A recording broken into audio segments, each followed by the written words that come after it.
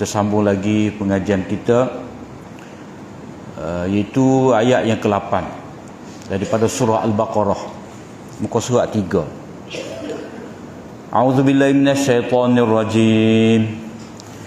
Wa minan nasi man yaqulu amanna billahi wa bil yaumil akhir wa ma hum bimu'minin. Ini adalah penjelasan kepada golongan yang kedua yang tidak mendapat hidayah daripada Al-Quran, iaitu wa minan nasi, dari kalangan manusia itu ada orang yang mengucapkan, yakni dengan lidahnya sebagai dakwaan saja, amanna billah, kami beriman dengan Allah, wa bil yaumil akhir, dan hari akhirat. Allah Ta'ala jawab, wa ma hum bimu'minin, dan mereka itu tidaklah beriman. Ayat ni, kalau kita tengok kepada ayat yang ke-7, Allah SWT menyebut dalam ayat yang ke-7 tu golongan yang dimurkai oleh Allah SWT, yang mana mereka itu menolak hidayah daripada Al-Quran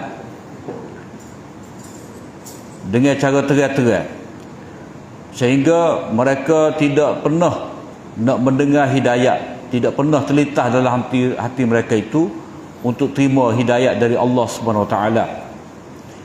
Manakala ayat yang ke-8 ni, Allah SWT menyebut pada kita golongan yang sesat kerana tindak tanduk mereka, yang mana zahir menunjukkan bahawa mereka itu beriman, tetapi batin, hati mereka itu tidak beriman. Jadi mereka mendakwa amanna billah, mereka mendakwa kita beriman dengan Allah. Itu dakwaan yang pertama. Dakwaan yang kedua, beriman dengan hari akhirat. Jadi dua benda ni, iman dengan Allah dan iman dengan hari akhirat ni, dia kena betul-betul terzahir, betul-betul terzahir daripada dalamnya keluar dalam bentuk zahir. Ucapan dengan lidah yang berpunca daripada pembenaran dengan hati kena nyata, kedua-dua perkara ni. Sebab apa? Sebab beriman dengan Allah Ta'ala itu adalah dia punya permulaan, mabda', asas. Beriman dengan hari akhirat ni tempat akhir kita, ma'ad, tempat kembali. Sebab semua kita ni akan kembali kepada Allah SWT.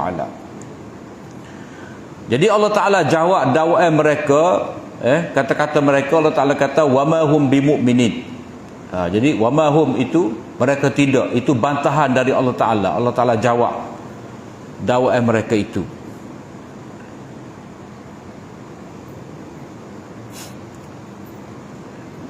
Yukhadi'una Allah wallazina amanu wa ma hum yukhadi'una Allah wallazina amanu.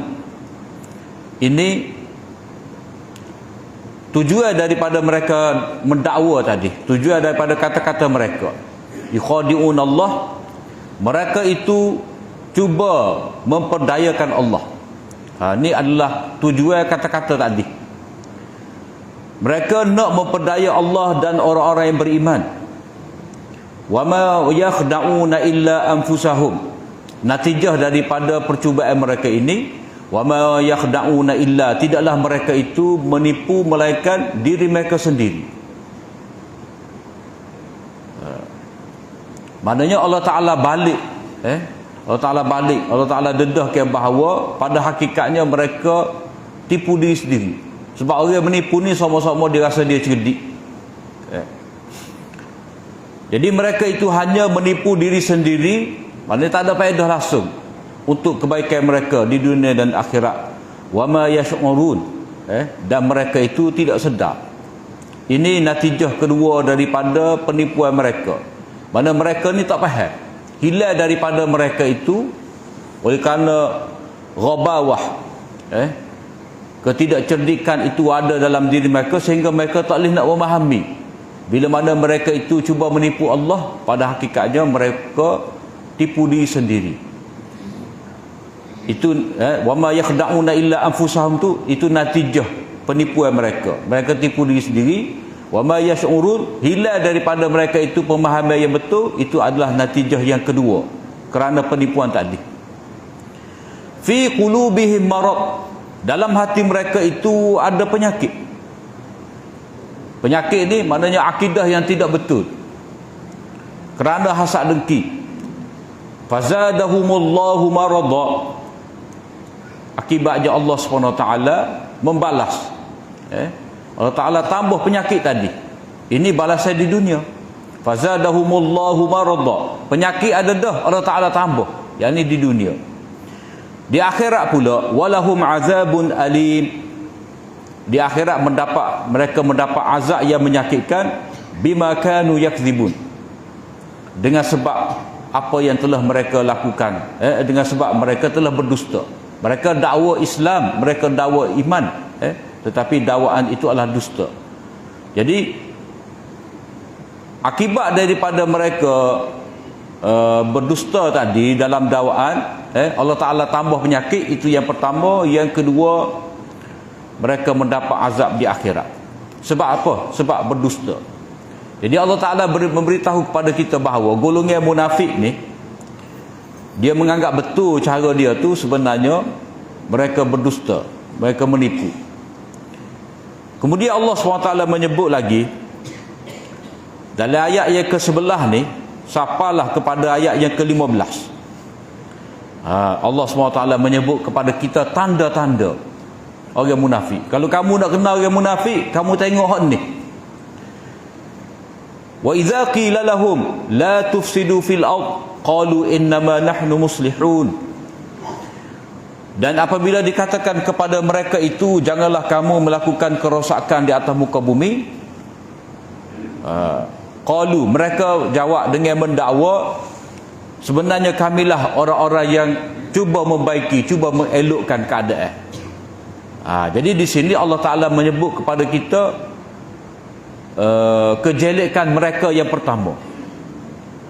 Bila dikatakan kepada mereka jangan buat jahat, jangan buat benda tak betul dalam agama, dalam kehidupan, dalam masyarakat, tapi mereka dakwa, dia kata kita lah orang buat baik, kita tengah buat baik sekarang ni. Ini kerana apa? Kerana mereka tidak memahami dengan betul. Wa ma yash'urun tadi, hilang daripada mereka pemahaman yang betul, sehingga benda yang salah, benda yang merosakkan masyarakat, mereka kata benda betul, benda baik. Itu kejahatan mereka yang pertama. Ala innahum humul mufsiduna walakin la yash'urun. Allah Ta'ala sendiri jawab dakwaan mereka. Ala, ketahuilah, peringatan daripada Allah Ta'ala, mereka itu sebenarnya golongan yang merosakkan. Walakin la tash'urun, tetapi mereka itu, yakni orang-orang munafik ni, disebabkan mereka itu bodoh, tidak cerdik, mereka tak khabar, tak sedar. Tak sedar tadilah, mereka hanya menipu diri sendiri, dan hilang daripada mereka itu cara nak memahami perbuatan itu betul ataupun salah.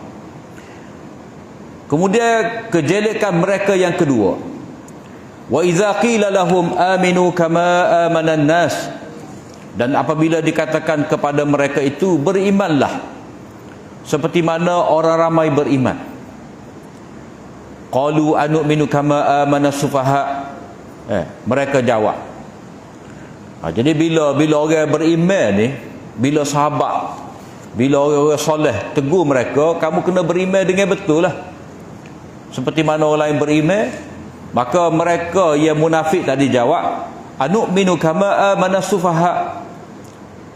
Mereka jawab dalam keadaan takabur, apakah kita ni nak beriman seperti mana orang-orang yang bodoh itu beriman. Jadi di sini Allah Ta'ala menyebut aminu kama amanan nas ni, amanan nas tidak, berimanlah kamu seperti mana orang ramai beriman. Maksud orang ramai di sini sahabat yang mendapat hidayah daripada Al-Quran. Jadi mereka dengan sombong kata, takkanlah kita nak ikut jadi macam orang bodoh tu. Hak tak cerdik tu hak ikut Muhammad. Itu mereka menolak seruan supaya beriman. Allah Ta'ala jawab, ala innahum humul sufaha walakin la ya'lamun. Ketahuilah, sesungguhnya mereka itulah sebenarnya orang bodoh, orang tak cerdik. Sebab apa? Sebab sahabat ni orang yang cerdik, mikir molek, terima ajaran Nabi SAW, lalu mereka beriman kepada Allah Ta'ala, beriman dengan Nabi, beriman dengan hari akhirat, beriman dengan Al-Quran. Ala innahum humus sufaha walakin la ya'lamun. Tetapi mereka itu sebenarnya tidak mengetahui, tidak tahu. Mereka berada dalam kejahilan. Sebab jahil itulah mereka kata orang jahil. Wa idza laqul ladzina amanu qalu amanna. Hadis ni pula Allah SWT menyebut kepada kita kejelekan mereka yang ketiga. Bila mana orang-orang beriman itu berkata, wa idza laqul ladzina amanu, bila mana mereka itu, bila mana orang munafik ini bertemu dengan orang-orang beriman, mereka kata amanna, kita beriman juga. Jadi kejahatan mereka yang ketiga ni, mereka pakai polisi talam dua muka.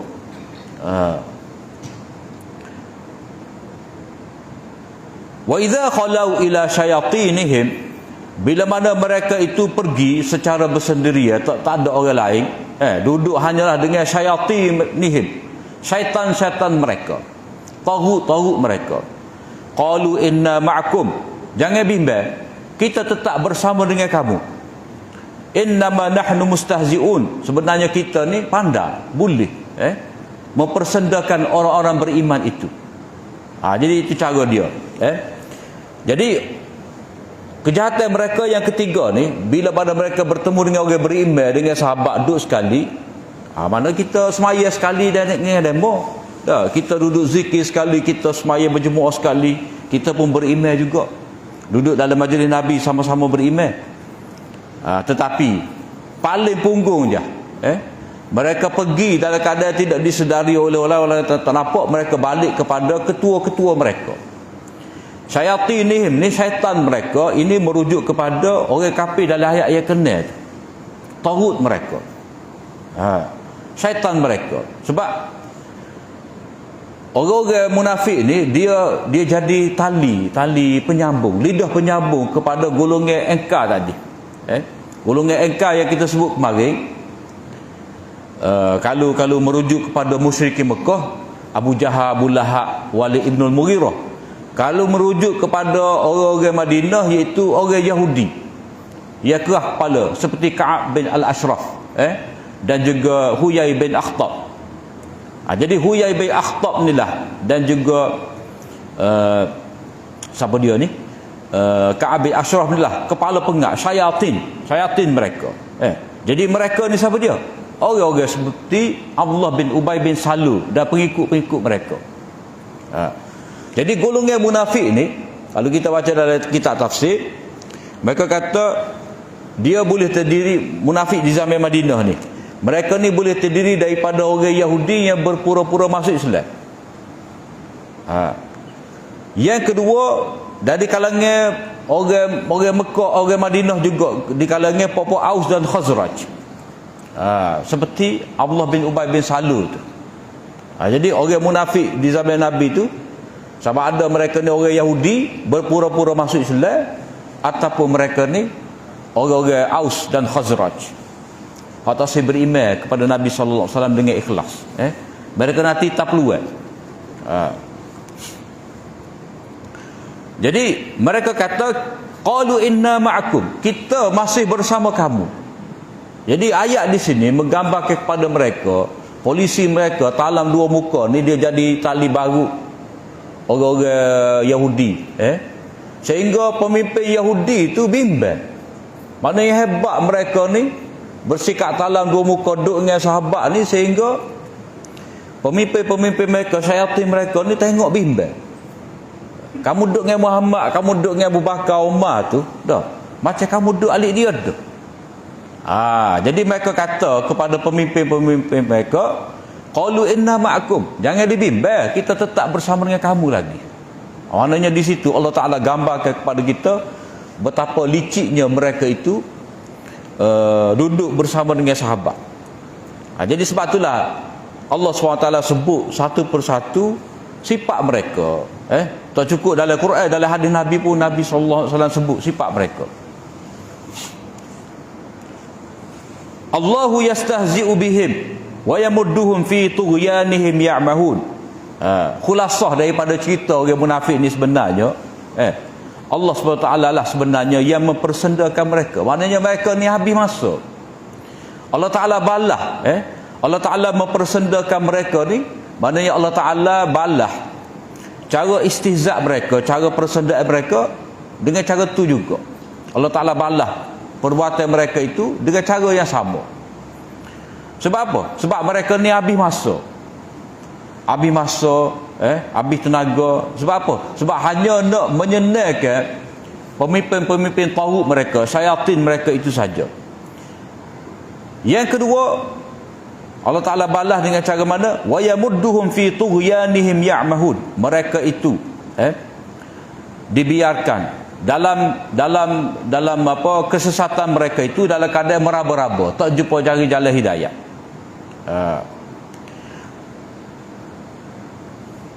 Ulaika allazina ishtarawu ad-dalalata bil huda. Sebab kepada semua sikap nifak tadi, perbuatan jahat mereka inilah Allah Ta'ala kata ulaika allazina ishtarawu ad-dalalata bil huda. Mereka itulah orang-orang yang membeli kesesatan dengan hidayah. Setengah ahli tafsir dikata mereka membeli kesesatan dengan hidayah ni makna mereka tukar. Tapi itu macam tak cukup lah, macam tak sempurna. Petunjuk dilalah daripada perkataan istarawu tu maknanya beli ni habis pitih. Nak beli gapo-gapo ni kena guna modal.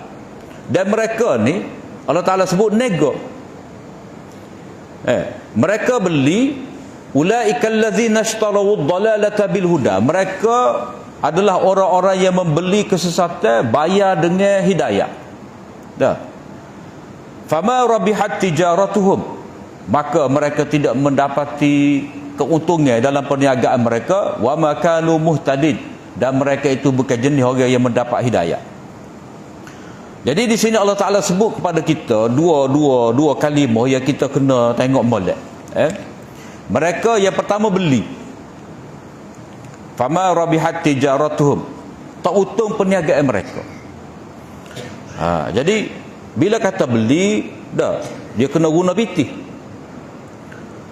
kena guna modal. Jadi Allah SWT telah berikan kepada manusia ni modal tubuh badan, nyawa, masa, kesihatan. Allah Ta'ala beri kepada kita ni modal akal, fikiran, panca indera, yang mana dengan hak ni lah sepatutnya kita dapat hidayah. Tetapi mereka dapat hidayah tu tak? Sebenarnya mereka dapat hidayah dengan percuma. Nabi SAW tidak pernah minta upah atas pengajaran hidayah, atas penyampaian wahyu. Tapi benda hak percuma tak? Mereka dapat, mereka tukar. Hak percuma tu tak? Sepatutnya mereka dapat dengan percuma daripada Nabi, cuma mereka kena pasal telinga. Itu modal mereka. Macam kita kan, kalau orang suruh ambil gula kan, tak ada buat mari tapu aja. Mari tapu. Hak tu hak modal kita. Jadi sekarang ni manusia yang munafik ni dia hanya perlu tak ada telinga, buka hati mereka dengar. Hak sepatutnya mereka dapat hidayah, tapi mereka modal tadi mereka pergi beli kesesatan. Lepas tu cara mereka ni mereka menganggap sebagai betul, menguntungkan mereka, tapi sebenarnya rugi, tak dapat faedah, habis masa. Itu natijah daripada sifat nifak mereka. Wa ma kanu muhtadin, dan mereka itu kalau terus bersifat dengan sifat demikian, mereka tidak akan mendapat hidayah. Jadi mereka di situ walaupun jelas hidayah depan mata mereka, ada Nabi di hadapan mereka, jelas terbuka Al-Quran di hadapan mereka, mereka tak pilih. Tetapi mereka pilih kesesatan, berarti mereka telah beli benda yang mereka beli hak sesat. Habis masa dengan hak sesat, dalam keadaan mereka boleh dapat hidayah secara percuma.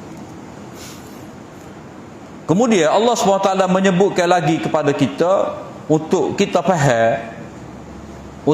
faham bahawa hidayah ni penting.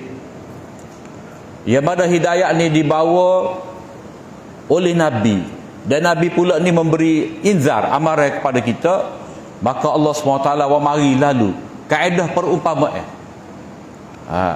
Jadi kalau kita belajar bab dakwah ni, bab mengajak orang, dia mestilah ada inzar, ada amaran. Dan ayat-ayat yang kita baca tadi, semua tu amaran belaka tu. Inzar, sebut api neraka, azab apa semua tu, itu amaran. Amaran tu dia kena ada didahului dengan jangan buat. Kena betul, kena baiki. Kalau tak baiki ada akibat. Itu yang dikatakan inzar. Jadi tugas inzar ni adalah tugas Nabi, supaya manusia sedar. Dan satu lagi ada inzar, dan satu lagi dia ada berita gembira. Berita gembira, bisyarah. Jadi Rasul ni basyiran wa nazira. Jadi kalau kita tengok dalam ayat yang kena tu, dia ada anzar tahum, kamu memberi amaran kepada mereka. Kalau kita tengok dalam ayat yang ketiga, sapalah kepada ayat yang kelima, di situ ada bisyarah, ada berita gembira. Mereka itu sebagai orang berjaya, Allah Ta'ala akui sebagai orang berjaya. Dan bila ada bisyarah, berita gembira, tentulah sekali ada syarat untuk mendapat berita gembira. Maknanya orang itu kena berusaha atas amalan-amalan, beriman dengan Allah, beriman dengan hari akhirat, beramal soleh, mendirikan semaya, infak fi sabilillah. Itu syarat-syarat dapat bisyarah. Jadi dalam kaedah dakwah ada bisyarah, ada inzar ataupun takhwif, menakutkan. Kemudian ayat yang berikut ni, ayat yang ke-17, Allah SWT nak nyatakan kepada kita dalam berdakwah ni, dia kena ada perumpamaan. Kena ada perumpamaan. Jadi Allah Ta'ala sendiri dahulu membuat perumpamaan.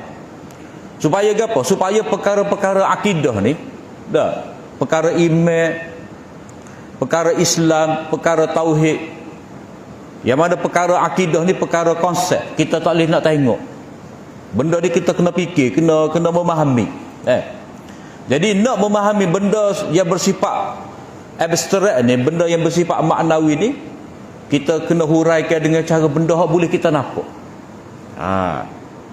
Maknanya benda yang maknawi, dia kena hurai dengan benda yang mahsus, kita boleh rasai dengan panca indera. Ataupun dengan rengkah agak, benda yang abstrak kita kena sebut dengan perkara-perkara konkret, boleh kita jamuh kelik. Jadi Allah Ta'ala sendiri menyebut kepada kita nak faham konsep iman, konsep gaib ni, Allah Ta'ala sebut perumpamaan. Perumpamaan. Dan perumpamaan yang Allah SWT tunjukkan kepada kita di sini, itu perumpamaan golongan ia kerah, ia menentang dengan begitu keras, tak seterima ajaran Nabi. Satu lagi, Allah Ta'ala buat perumpamaan untuk golongan munafik. Di sini ada dua perumpamaan. Perumpamaan pertama ni dia panggil perumpamaan nari. Perumpamaan nari. Allah Ta'ala jadikan api itu sebagai perumpamaan. Mana hidayah tu Allah Ta'ala buat dalam bentuk menyalakan api, keluarlah cahaya. Itu yang pertama. Masaluhum kamasalil ladzi istawqada nara. Perumpamaan mereka itu maknanya perumpamaan orang kafir. Orang kafir ni kita kena ingatlah, berdasarkan pada muka surat 3 tu, orang kafir ni ada dua lah. Orang kafir yang terang-terang menentang Islam, menentang Al-Quran. Dalam ayat yang kena sampai ayat ke-7, Ayat yang ke-8 sampai 16 tu adalah golongan kafir yang kedua, munafik. Kafir batin, zahir Islam. Kedua-dua tu kafir jugalah. Jadi perumpamaan yang pertama ni, masaluhum kamasalil lazzi istauqada nara. Orang-orang kafir itu perumpamaan mereka seperti orang yang menyalakan api. Falamma adaa'at ma haulahu dhahaba Allahu binurihim wa tarakahum fi zulumatin la yubsirun. Bila mana api itu nyala dah, menyinari suasana sekeliling tadi, maka Allah Taala hilangkan. Allah Taala menghilangkan cahaya mereka itu dan membiarkan mereka itu dalam kegelapan-kegelapan, sehingga mereka tidak dapat melihat. Kamasalil lazzi istauqada nara ni, perumpamaan mereka seperti perumpamaan orang yang menyalakan api. Jadi sekarang ni siapakah yang menyalakan api? Itu Nabi lah. Nabi. Mana Nabi tu sendiri ataupun pendakwah kebenaran ni, macam mana dia menyalakan api? Mana dia berada di rumah dia tu menyalakan api supaya kafilah yang lalu, kafilah yang lalu tengah malam ni dalam kesejukan, dalam kelaparan, dia bila mana dia nampak api tu, maka itulah ada orang di kampung tu dia boleh singgah. Dia boleh singgah. Jadi tetamu ni, tetamu yang tuan rumah ni yang menyalakan api, dia akan sediakanlah makanan, tempat rehat, gapo semua, kehangatan, bolehlah nak hilangkan kesejukan tadi. Tu cara orang Arab. Cara orang Arab yang mana mereka tu menyalakan api. Jadi Allah Taala gambarkan Nabi ni sebagai tuan rumah, yang menyalakan api. Banyak bakar api, bukan bakar api saja. Goleklah kambing seekor, anak lembu. Kalau kita baca dalam Quran, cerita Nabi Ibrahim tu bila mereka mari, dia pun golek lalu lembu, bakar lalu. Bukan golek lah, dia letak atas hanif, mana dia letak atas batu, dia masuk tu dengan cara panggil atas batu. Itu Nabi Ibrahim. Orang Arab lagu tu lah. Kalau kita kata dia tu banyak abu rumah dia, maknanya barbecue semacam, banyak abu rumah dia. Huwa kathirur rama, dia tu banyak abu. Banyak abu tu maknanya dia jamu orang semua. Jadi Nabi SAW ni, dia menyalakan api, seolah-olah dia tu seorang yang menyalakan api, menyediakan makanan dengan cara dipanggil, orang tu boleh mari dapat. Sebab itulah dalam hadis pun ada disebutkan ma'dubah, maknanya hidangan yang disediakan, maknanya Al-Quran itulah. Mana Nabi menyampaikan Al-Quran, dan Al-Quran itu dipanggil sebagai ma'dubah, ma'dubatullah fil ard, maknanya jamuan yang dijemput orang supaya hadir. Bangkuit orang panggil tak?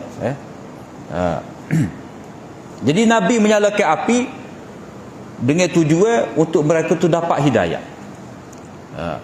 Jadi bila mana bercahaya tapi mereka tu tak singgah. Bila mana tak singgah, maknanya mereka tu pergi dalam kegelapan lah. Jadi mereka tu pergi dalam kegelapan, tinggal Nabi, akhirnya Allah Ta'ala hilangkanlah cahaya tu. Bila api padat, cahaya tak ada. Jadi mereka tu berjalan dalam kegelapan, tak nampak. Jadi depan mereka tadi, kafilah tadi, ibarat orang-orang kafir. Jelas kepada mereka itu hidayah yang telah dibawa oleh Nabi, tapi mereka ni wak tak nampak. Summum bukmun umyum fahum la yarji'un. Mereka tu jadi apa? Jadi pekak, jadi bisu dan jadi buta. Fahum la yarji'un, mereka tak dapat balik. Jadi ini adalah perumpamaan orang-orang kafir yang mana jelas kepada mereka itu hidayat daripada Al-Quran, tetapi oleh kerana mereka tidak guna pendengaran, penglihatan mereka, hati tak saya buka, jadi mereka tetap berjalan dalam kegelapan, tak dapat patah balik. Jadi hal inilah Allah Ta'ala isyaratkan dalam ayat yang ke-7, khatamallahu ala qulubihim wa ala sam'ihim wa ala absarihim ghishawah. Jadi kalau kita tengok tu, dia pegu molek. Dia pegu molek. Maknanya kalau kata umyun tu, maknanya buta. Absarihim ghishawah, Summun, pekak. Sebab wa ala sam'ihim tu Allah Ta'ala telah koci. Tu hak tafsirnya hak lebih tepat lah bagi kita. Sebab setengah ahli tafsir dia kata perumpamaan ini merujuk pada orang munafik.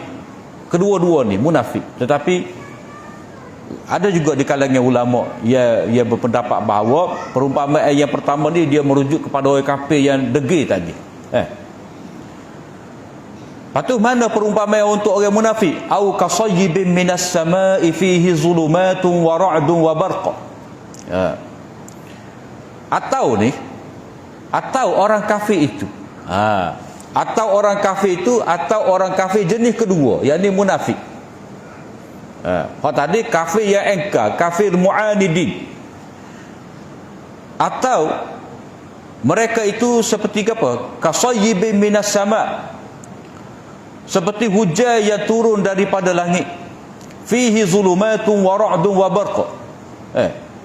Jadi padanya itu ada kegelapan, ada guruh, ada peti. Yaj'aluna asabi'ahum fi azanihim. Mereka itu sumbang jari-jari mereka itu dalam telinga mereka minas sawa'iq, kerana takut kepada dentuman guruh tadi, peti tadi. Hazaral maut, takut mati, takut disambar oleh peti. Wallahu muhitun bil kafirin. Allah SWT dapat mencakupi, maknanya orang kafir itu tidak terlepas daripada Allah Ta'ala. Allah Ta'ala boleh tangkap, menghimpunkan mereka itu dalam azab. Yakadul barqu yakhtafu absaruhum. Peti itu hampir menyambar pemandangan mereka. Maknanya mereka tu jadi penat mata lah. Bila marilah depan tu penat mata, tak nampak. Kullama adha'a lahum masyaw fih. Setiap kali nyata cahaya kepada mereka itu, mereka pun dapat berjalan. Bila guruh tu nampak di langit, bercahayalah sikit, jadi mereka pun jalan. Wa idza azlama alaihim qamu. Bila mana keadaan tu gelap, jadi gelap kepada mereka, mereka berdiri tunggu, tak gerak. Walau sya'allahu la dhahaba bisam'ihim wa absarihim. Kalau Allah Ta'ala nak, Allah Ta'ala boleh hilangkan pendengaran dan penglihatan mereka. Innallaha ala kulli syai'in qadir. Sesungguhnya Allah SWT Maha berkuasa atas setiap sesuatu. Allah Ta'ala boleh buat. Jadi perumpamaan yang merujuk kepada orang munafik ni, itu berkenaan dengan apa ni? Dia panggil masal ma'i ataupun masal matari. Itu apa? Al-Quran itu Allah Ta'ala gambarkan seperti air hujan yang turun. Air hujan yang turun manfaat untuk manusia. Jadi mari daripada awal, mari daripada langit turun hujan. Hujan tu ibarat kepada hidayah Allah, Al-Quran. Tapi dalam masa yang sama ada kegelapan. Kegelapan itu merujuk kepada diri manusia tu. Macam-macam kegelapan yang ada dalam diri dia. Ada waham, ada syak, ada ragu, ada kufur, ada nifak, ada hasad dengki. Jadi mari itu nak cuci lah. Nak cuci. Dan dalam masa yang sama juga turun dari langit itu bukan setakat air hujan saja, tapi ada peti. Ada apa? Ada guru yang menakutkan manusia. Itu apa?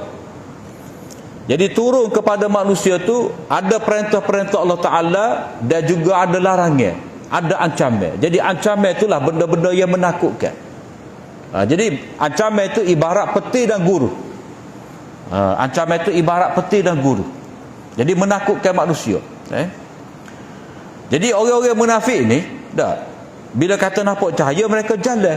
Maknanya bila mana mereka nampak, kalau ikut Islam dapat keuntungan, mereka membangun bersama Islam, duduk sekali dengan Islam. Bila tak nampak faedah duduk dalam Islam, mereka tinggal, mereka duduk diam, buat tak tahu. Inilah Allah Ta'ala kata ni, kullama adha'a lahum masyaw fih. Setiap kali nampak kepada mereka cahaya, mereka boleh jalan.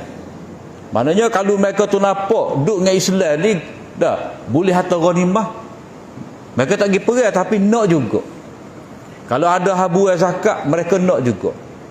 Tapi bila ajak berjihad tak sih. Bila ajak melaksanakan perintah-perintah Allah Ta'ala, mereka tak sih. Jadi mereka ni hanya ambil kesempatan daripada Islam. Itu orang munafik. Tapi mereka tu duk cegak gitulah. Pada duk cegak tu gambaran bahawa mereka ni tak lari daripada orang beriman, duk sekali. Walau sya'allahu la dhahaba bisam'ihim wa absarihim. Kalau Allah Ta'ala nak, Allah Ta'ala boleh hilangkan pendengaran dan penglihatan mereka. Yang ni Allah Ta'ala seperti mana Allah Ta'ala boleh hilangkan pendengaran dan penglihatan orang kafir mu'anidin itu, pak munafik ni Allah Ta'ala boleh hilangkan juga. Maknanya apa? Maknanya orang munafik ni dalam keadaan mereka ni duduk sekali dengan orang beriman, duduk sekali dengan Nabi, dengan hadis-hadis Nabi, dengan Al-Quran, dengan ancaman-ancaman tu, dah lama-lama mereka ni dapat dibaiki, boleh berubah juga. Maka sebab itulah Allah Ta'ala kata di sini, kalau Allah Ta'ala nak, Allah Ta'ala boleh hilangkan pendengaran mereka. Maknanya Allah Ta'ala boleh tutup peluang mereka tu daripada beriman. Maknanya di sini ada isyarat orang-orang munafik ni dia boleh dibaiki lagi. Boleh dibaiki lagi. Jadi Allah Ta'ala Maha berkuasa untuk buat segala sesuatu. Jadi Allah Ta'ala boleh nak menghilangkan pendengaran, khatam alal qalbi terhadap orang munafik seperti mana kafir mu'anidin, tetapi Allah Ta'ala di sini memberi peluang lagi kepada mereka. Jadi seolah-olah orang-orang kafir mu'anidin itu mati dah, pendengaran mereka tak ada peluang untuk beriman, tetapi orang munafik ni ada peluang. Sebab apa? Sebab kita tengok dalam ayat yang ke-10, fi qulubihim marad, dalam hati mereka ada penyakit. Maknanya kalau kata sakit boleh berubat lagi. Syaratnya kena ambil lah ubat tu, dos. Kena ada dos tu berapa. Lama mana kena ambil ubat. Jadi ubat tu mana? Quran tu lah. Maknanya orang munafik ni bila dia duduk bersama dengan kita, orang yang lemah iman ni duduk bersama dengan kita kena baca ayat Al-Quran berkali-kali sama-sama, akhirnya mereka boleh berubah. Maka sebab itulah kalau kita tengok di sini Allah Ta'ala menyebut mereka tu ada penyakit. Kalau penyakit ni boleh dirawat lah, ada peluang. Sebab itulah Allah Ta'ala kata walau sya'allah, kalau Allah Ta'ala nak, mereka tu boleh jadi mati tapi ada peluang. Ayat yang ke-17 sampai ayat 20, dua perumpamaan yang Allah Ta'ala buat merujuk kepada orang-orang kafir mu'anidin dan juga kafir munafikin.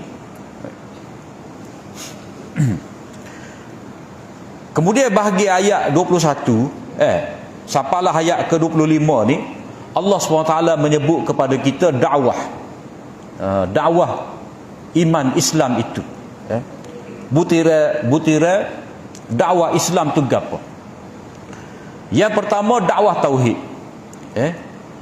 Yang kedua dakwah kebenaran Al-Quran dan kebenaran, yang kedua dakwah kebenaran Al-Quran, yang ketiga dakwah kebenaran Nabi SAW, dan yang keempat kebenaran hari akhirat. Ada 4 sini. Duduk mana? Duduk antara ayat 21 sampailah kepada ayat 25. Ya ayuhan nasu ubudu rabbakumul ladzi khalaqakum wal ladzina min qablikum la'allakum tattaqun. Wahai sekalian manusia. Jadi khitab ni tuju pada siapa? Ni khitab am untuk semua manusia. Jadi setelah Allah Ta'ala menyebut kepada kita ada 3 golongan, golongan yang benar-benar ikut hidayah dan mereka itulah yang mendapat nikmat dari Allah Ta'ala. Kemudian golongan kafir engkar, dan satu lagi kafir munafik. Jadi lepas daripada sebut 3 ni, Allah Ta'ala seru kepada semua manusia, nak duduk mana? Kedudukan kamu sekarang ni nak duduk mana wahai sekalian manusia? Kalau kamu nak menjadi orang yang mendapat hidayah, dapat nikmat dari Allah Ta'ala, ya ayuhan nasu'budu, maka sembahlah kamu akan Tuhan kamu, rabbakumul ladzi khalaqakum, Rabb kamu. Rabbakumul ladzi khalaqakum ni Allah Ta'ala menyebut Tuhan kamu, tu maknanya aku ni Tuhan kamu yang bersifat dengan sifat apa? Yang pertama, khalaqakum, mencipta kamu. Walladzina min qablikum, dan mencipta orang-orang yang sebelum daripada kamu, tu nenek kamu. La'allakum tattaqun, tujuan daripada ibadat. La'allakum tattaqun, supaya kamu bertakwa kepada Allah Ta'ala, supaya kamu selamat dari azab Allah. Jadi takwa ni memelihara diri daripada kemurkaan Allah dengan melaksanakan perintah-perintah Allah Ta'ala, menjaga diri daripada terkena api neraka.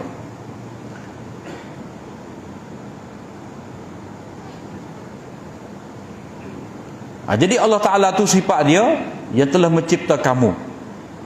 Dan ini juga sebagai dalil mengapa Allah Ta'ala itu wajar, patut disembah.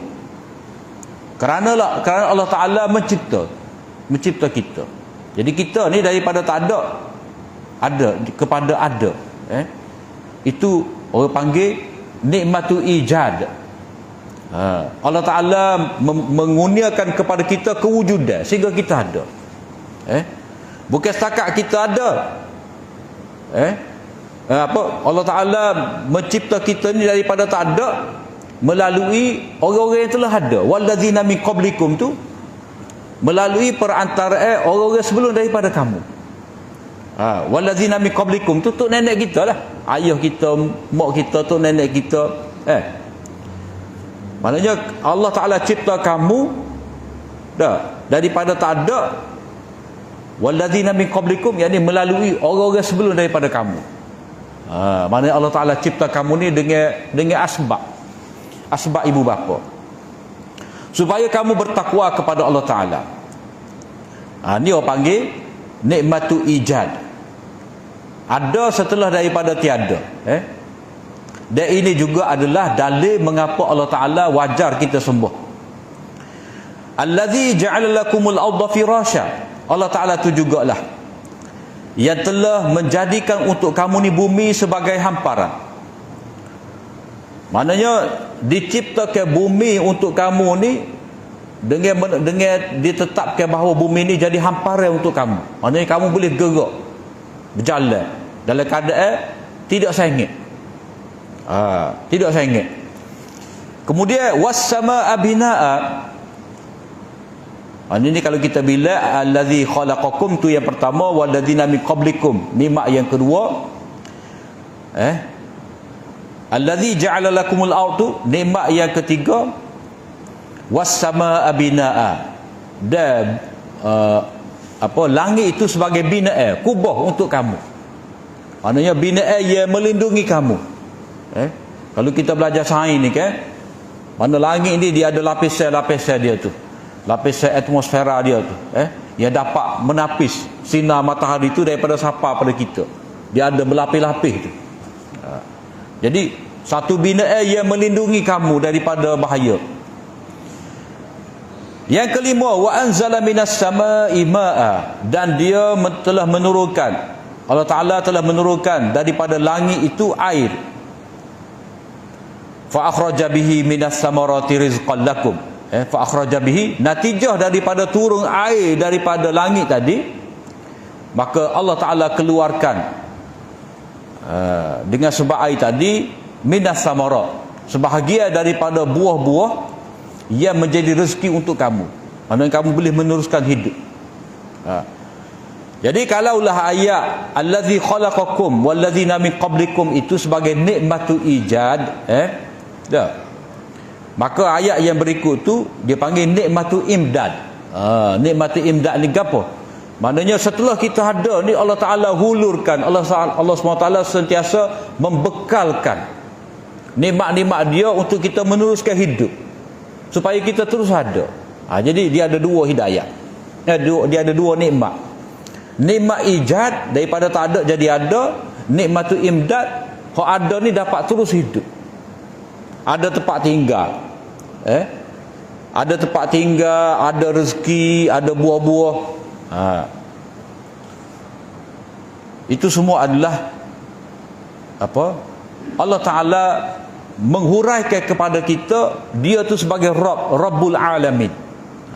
Jadi di sini kita boleh nampak Rabbukumul ladzi khalaqakum, siapalah kepada ayat fa akhraja bihi minas samarati rizqan lakum tu, itu adalah tafsirnya kepada Rabbul Alamin.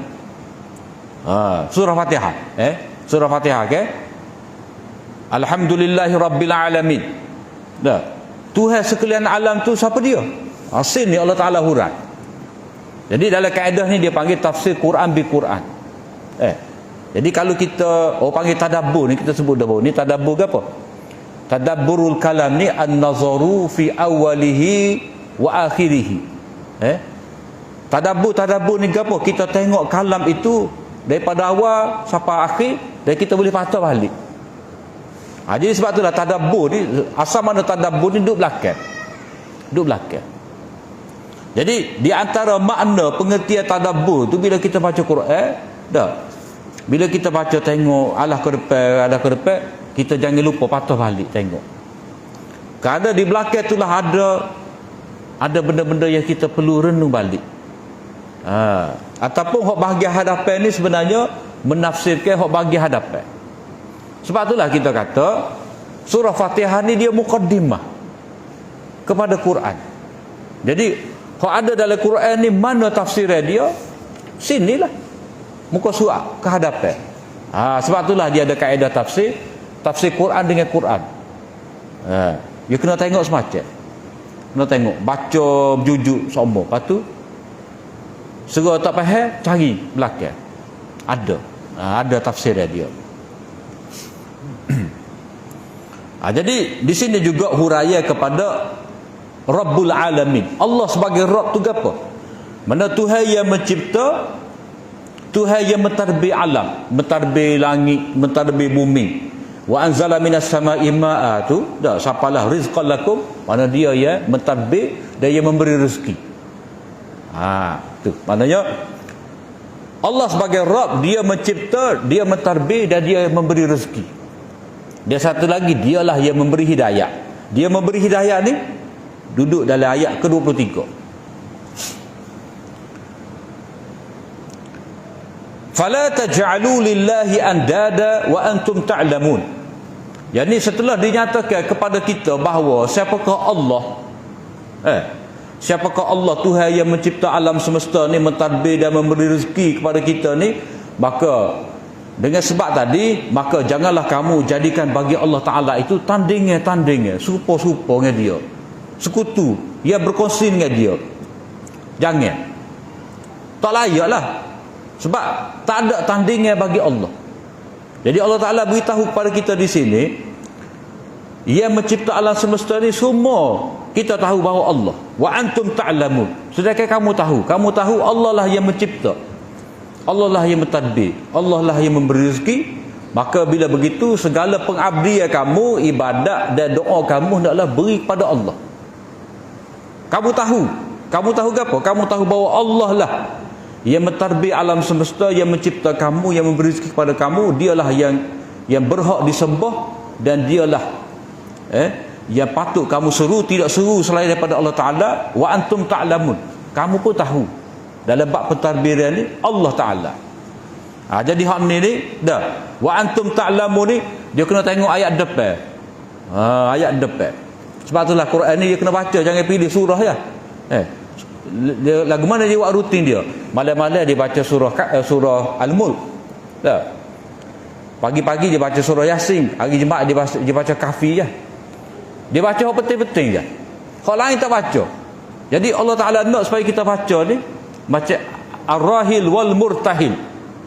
Orang yang mengembara sampai satu tempat, dia akan tinggal tempat tu, dia akan mengembara balik sampailah ke rumah dia boleh mengembara semula. Jadi gitulah kita baca Quran ni, kena khatam semacam. Jangan pilih-pilih surah. Ni kalau bahagian nak anak comel, surah Yusuf dia baca. Nak anak cerdik, baca surah Luqman. Dia spot surah-surah tertentu. Jadi bila spot surah-surah tertentu ni, macam mana nak dapat hidayah? Jadi wa antum ta'lamun ni dia ada huraian dia tu. Kita ambil contohlah hak mudah dalam surah gapo Dari surah Luqman lah, dari surah Luqman Allah Ta'ala menyebut orang kafir ni dia mengakui, dia iktiraf, dia mengakui bahawa yang mencipta alam semesta ni Allah Ta'ala. Hari ni kita tengok dari surah Luqman muka surat 413 ayat yang ke-25. Wala in sa'altahum man khalaqas samawati wal ard la yaqulunna Allah qul alhamdulillah. Tu situ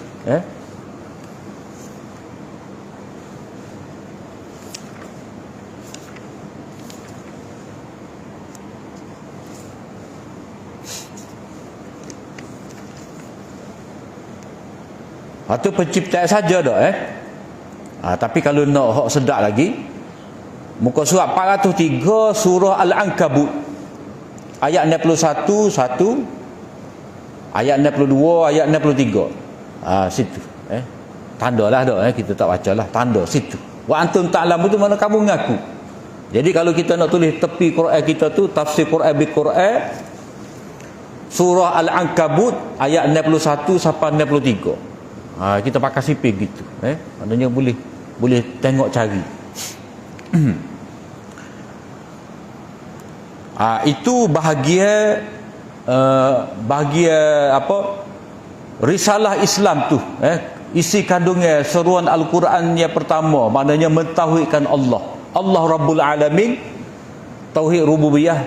Allah yang wajib kita sembah, tauhid ubudiyah, tauhid ibadah ataupun tauhid uluhiyah. Wa in kuntum fi raibin mimma nazzalna ala abdina fa'tu bi suratin min mislih. Ini dalil kerasulan dan dalil kebenaran Al-Quran.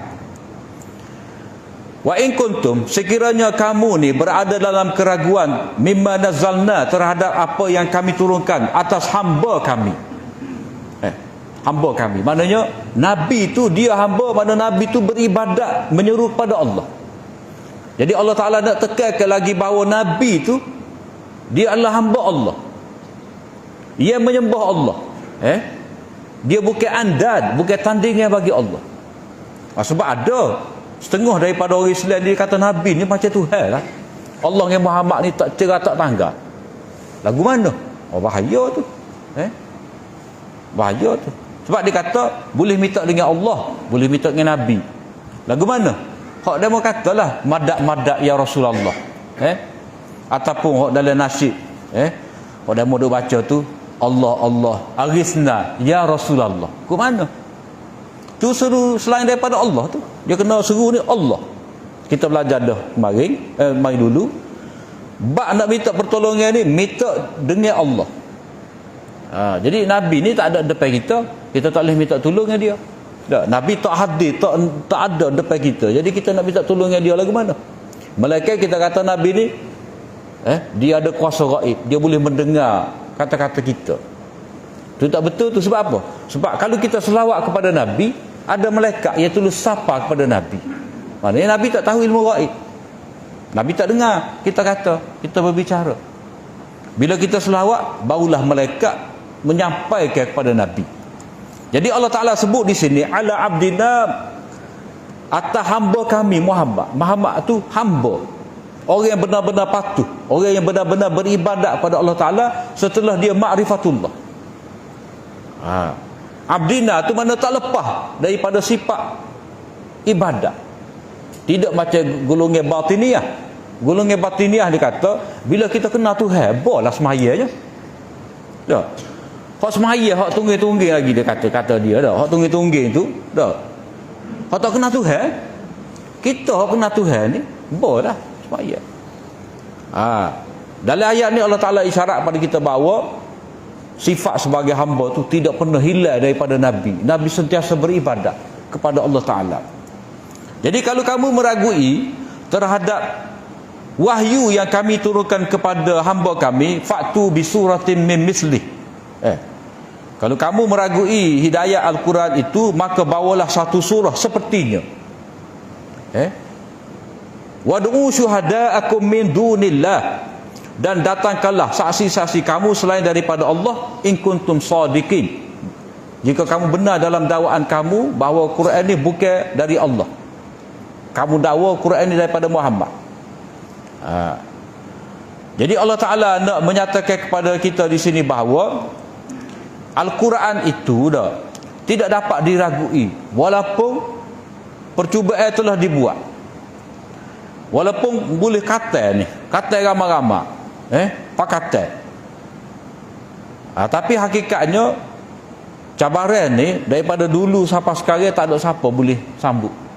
Inilah yang dikatakan mukjizat Al-Quran. Tidak dapat diragui satu, tidak dapat ditandingi. Tak boleh. Jadi sini dia ada isyarat Al-Quran ni sifat dia mukjizat. Dalam ayat yang kedua tidak dapat diragui. Dalam ayat ke-23 ni mukjizat Al-Quran, bukti benarnya Al-Quran tu tidak dapat ditandingi. Tak ada siapa pun boleh tulis Quran seperti Quran.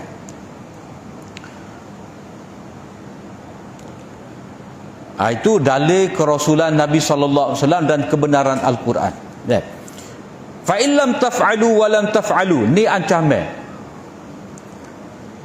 Sekiranya kamu tak dapat buat, wa lam taf'alu, memang tak boleh buat pun. Tak usah nebing lah. Fattaqullah, khas patutnya kamu ada sekarang ni apa? Takutlah api neraka. Ni amaran kepada mereka. Allati waquduhan nas wal hijarah, yang mana bahan bakarnya itu adalah manusia. Manusia siapa? Orang musyrikin, orang kafirin, orang munafikin tadi. Wal hijarah, dan juga batu. Batu ni maknanya batu-batu yang telah dicipta untuk disembah, dijadikan berhala. Jadi semua tu jadi bahan bakar api neraka. Jadi neraka tu muiddat lil kafirin, telah tersedia untuk orang kafir. Maknanya Allah Ta'ala beritahu pada kita di sini, neraka tu sudah ada. Bukan kecil saja, ada dah. Ada dah. Kita baca hadis tentang kelebihan Ramadan ni. Futihat abwabul jannah. Iza jaa Ramadana futihat abwabul jannah wa ghulliqat abwabun nar.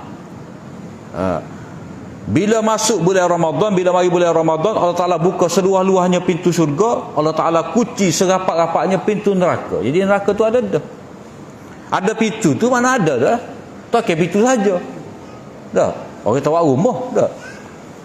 Kalau pintu saja. Kalau rumah tak ada pintu jalan. Jadi uiddat lil kafirin, neraka tu memang telah tersedia ada. Jadi kamu kena takut. Jadi fattaqun nar ni, ini tafsiran kepada takwa juga.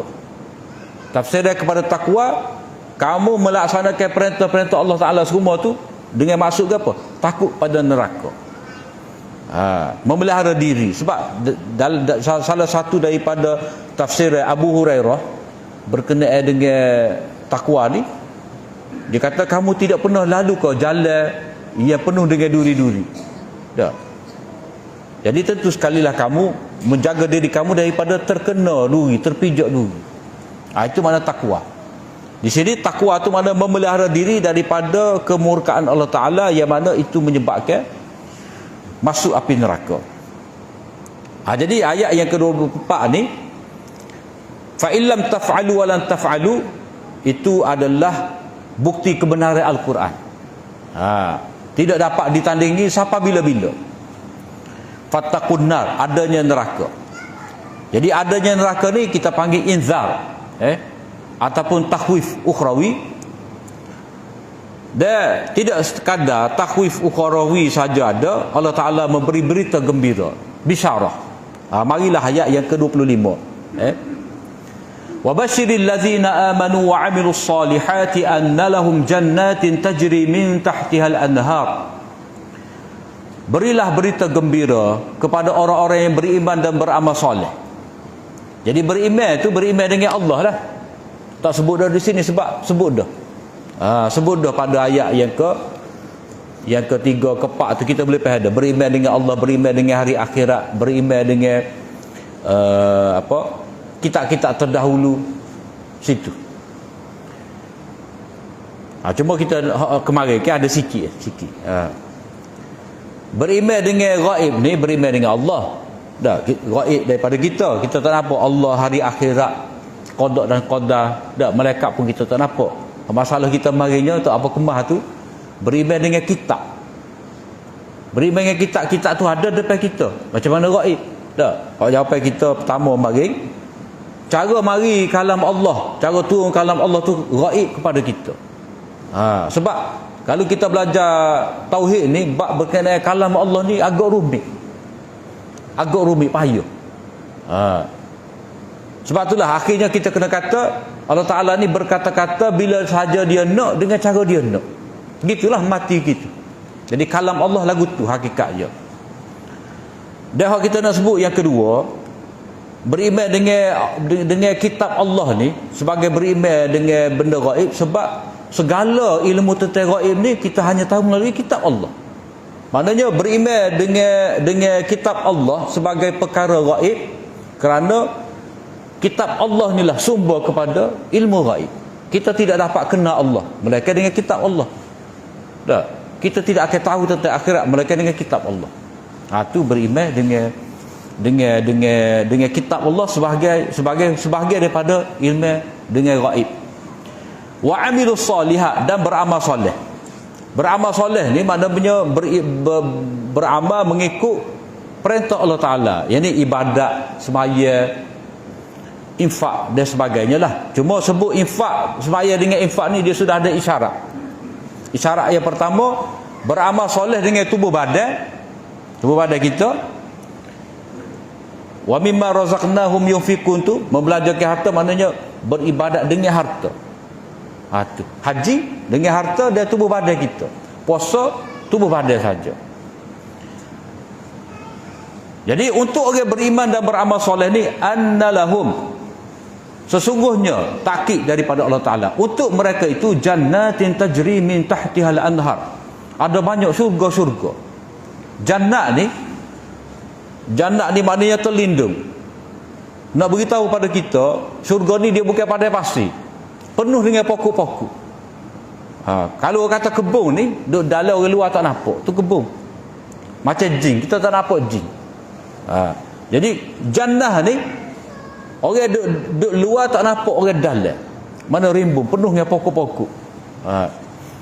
Syurga ni tajri min tahtihal anhar. Syurga ni mengalir di bawahnya sungai. Gapo? Oh, kita boleh fahamnya dah. Tinggilah. Sungai ada bawah, syurga ada atas. Kalau kita buat rumah lah ni, tak boleh tu. Rumah tepi sungai banjir. Hanyut ke laut, hanyut ke banjir. Kullama ruziqu minha min samarati rizqa. Setiap kali mereka diberi rezeki daripada syurga ni, min samaratin rizqa, daripada buah sebagai rezeki, mereka akan kata qalu hadzal ladzi ruziqna min qabl, inilah yang telah direzekikan kepada kami sebelum daripada ni. Sebelum daripada ni dia ada dua tafsir. Tafsir yang pertama, sebelum daripada ni mana semasa di dunia. Kita terada buah ni di dunia dulu, boleh pula di akhirat. Tapi sedap lagi lah. Tafsir yang kedua, min qablu tu, mana kalau kata kekal sekali, lain. Kekal sekali pula, lain pula. Atas buah yang sama. Maknanya apa? Nikmat syurga ni dia nikmatun mutajaddidah. Nikmat baru semacam. Kalau kita ni dia, kalau kata orang nikah, adat rumah tangga dah, makin lama makin sama-sama tua lah. Tu ya, dah. Tebing ambil orang baru, maruh demo. Dah. Tubai periuk-periuk. Jadi nikmatun dalam syurga ni nikmatun mutajaddidah. Makin baru semua. Tidak kata statik, sentiasa bertambah-tambah. Itu makna kullama. Kullama tu sifat kedua bagi nikmat dalam syurga. Sifat yang pertama, tajri min tahtihal anhar. Itu sifat yang pertama. Berada di tempat yang tinggi, mengalir sungai di bawah dia. Sifat yang kedua, sentiasa berubah. Rezeki itu makin sedap. Wa utubihi mutasyabiha, dan mereka itu diberi dengan hak sama. Hak sama yang pernah mereka terima di dunia. Tidak kata barang pelik. Walahum fiha azwajum mutahharah. Ini sifat dalam syurga yang ketiga. Bagi mereka dalam syurga itu ada pasangan-pasangan yang suci. Ada. Jadi kalau kita tengok cerita tentang syurga Allah Ta'ala sebut kepada kita ni, dia macam satu standard lah. Kalau kita nak kecapi nikmat, kita nak tenang dalam dunia ni, dia kena ada hak ni. Dia kena ada hak ni. Maknanya tempat tinggal ia selesa. Tidak ada ancaman banjir. Dah. Kemudian ada rezeki semua. Kulama tu mana ada semua. Dah. Kalau putus rezeki, kalau putus pitih, putus makan dia, susah. Sebab itulah Nabi kata rumah ada buah tamar tak lapar. Tak lapar tu lagu mana? Boleh makan, boleh simpan lama. Buah tamar ni boleh simpan lama. Dia tak boleh. Yang ketiga, iaitu standard yang ketiga, dia kena ada pasangan hidup. Tak boleh duduk seorang. Hidup bersendirian ni bukan cara syurga, bukan cara bahagia. Sebab itulah setiap daripada kita ni dia kena ada pasangan. Tak ada bini, kena cari bini. Kalau tak ada, kita tolong cari. Kena tolong cari. Kemudian pasangan tu pula dia kena suci, mutahharah, suci. Suci tu suci. Kalau ahli syurga ni tak ada lah hingu-hingu, gapo semua tu. Jadi kalau merujuk pada pasangan atas dunia ni, maknanya orang yang menjaga maruah diri dia. Taat perintah Allah Ta'ala yang menjaga maruah dirinya. Jadi semua nikmat-nikmat tu tadi, wahum fiha khalidun. Mereka tu berada dalam surga khalidun, berkekal. Tak akan keluar. Sebab itulah kita sebut mari kan. Ulaika ala hudam min rabbihim wa ulaika humul muflihun. Mereka tu berjaya tadilah, berjaya selamat daripada neraka. Selamat daripada neraka ni. Fattakun narallati. Kerana beriman dengan Al-Quran, beriman dengan Nabi, memang selamatlah. Selamat daripada neraka. Lepas tu falah yang kedua iaitu hidup dalam nikmat. Inilah. Kemudian satu lagi makna falah tu baqiyah, kekal. Wahum fiha khalidun, tak keluar-keluar. Mereka duduk dalam tu. Dalam syurga tak keluar-keluar, kekal. Itulah ayat yang kita boleh bincang sepak pada petang ni berkenaan dengan orang-orang munafik dan perumpamaan orang-orang kafir dan juga orang munafik. Kemudian asas kepada seruan Islam, itu dakwah kepada beriman kepada Allah berserta dengan kerasulan Nabi, kebenaran Al-Quran dan hari akhirat. Kemudian nanti ayat 26 ni Allah Ta'ala balik semula tentang perumpamaan itu. Perumpamaan sebagai kaedah memberi kefahaman kepada manusia. Sama ada manusia itu akan jadi orang dapat hidayah ataupun orang itu jadi orang yang sesat. Itu insya-Allah kita akan lanjutkan pada petang esok. Setakat itulah wa akhiru da'wana anil hamdulillahi rabbil alamin.